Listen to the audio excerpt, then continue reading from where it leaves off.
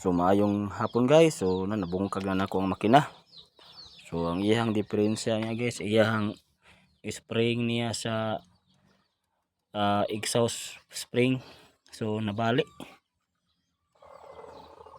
So nabali siya. Nabali, so mao nang maka-under man to siya, pero lagi under kay usa ra may nagatrabaho ang intake ra gatrabaho, di na exhaust wala. So tungod kay nabali ang spring. So bisag kaniray trabahoon guys, medyo kutig hapon ni siya kay pag sigit man tani sa piston nga musaka para ang barbula dili matagak.